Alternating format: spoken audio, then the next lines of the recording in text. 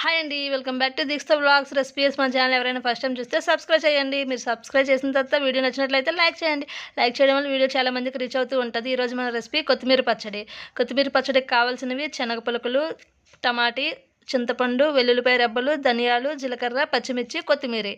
ఇప్పుడైతే మాత్రంగా stove on చేసుకొని ప్యాన్ పెట్టుకుని అందులోకి ఒక 3 టేబుల్ స్పూన్ల ఆయిల్ అనేది వేసుకున్నాను. 2 టేబుల్ స్పూన్ల శనగ పలుకులు, 2 పెద్ద టమాటీలు అనేవి తీసుకున్నాను.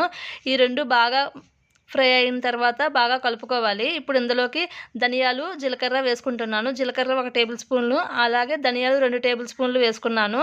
ఈ 2 వేసుకున్న తర్వాత ఒకసారి బాగా కలుపుకున్న తర్వాత పచ్చిమిర్చి కూడా యాడ్ చేసుకున్నాను. పచ్చిమిర్చి మీ కారానికి తగ్గట్టుగా మీరు యాడ్ చేసుకోండి. ఈ విధంగా కలుపుకుంటూ కొద్దిగా మగ్గనివ్వాలి. ఇలా మగ్గిన తర్వాత ఇందులోకి సాల్ట్ వేస్తే టమాటీ వేరంగా మగ్గుతాయి. ఇప్పుడైతే ఒకసారి మూత పెట్టుకొని మగ్గనిస్తాము. అలాగైతే టమాటీ వేరంగా మెత్తపడతాయి. ఇప్పుడైతే మూత పెట్టుకొని కొంచెంసేపు మగ్గిన తర్వాత ఓపెన్ చేసి చూస్తున్నాను.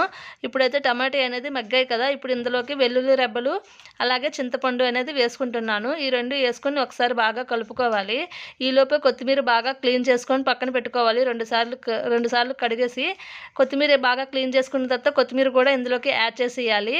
ఈ విధంగా యాడ్ చేసుకొని మొత్తం బాగా మిక్స్ అయ్యేలా కలుపుకోవాలి. కలుపుకొని మూత పెట్టుకొని మగ్గించాలి.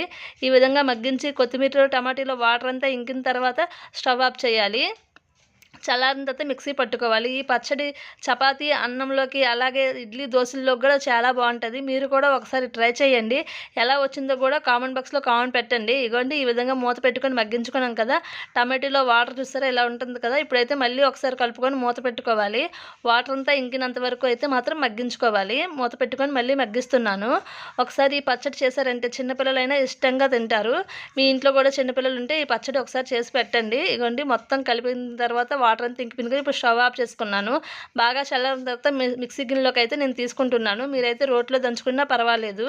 ఈ విధంగా మిక్సీ గిన్నెలోకి తీసుకున్న తర్వాత మిక్సీ అయితే పట్టుకున్నాను. మిక్సీ పట్టుకున్న తర్వాత స్టవ్ ఆన్ చేసుకొని పోపు కళాయి పెట్టుకొని కొద్దిగా ఆయిల్ వేసాను. ఒక 2 టేబుల్ స్పూన్ల ఆయిల్ వేసాను. అందులోకి ఆయిల్ హీట్ అయిన తర్వాత శనగపప్పు, మినపప్పు, అలాగే ఆవాలు, జీలకర్ర వేసి 2 ఎండుమిర్చి వేసుకొని అలాగే కొద్దిగా కరివేపాకు వేసుకోండి. ఇష్టం ఉంటే ఎల్లుల్లిపాయ కూడా వేసుకోండి. ఈ విధంగా వేసుకొని పచ్చళ్ళలో పోపు పెట్టుకోవడమే. మన రెసిపీని ఒకసారి ట్రై చేయండి. ఎలా వచ్చిందో కామెంట్ బాక్స్లో కామెంట్ పెట్టండి. Thank you for watching. Bye friends. మరొక మంచి వీడియోతో కలుద్దాం.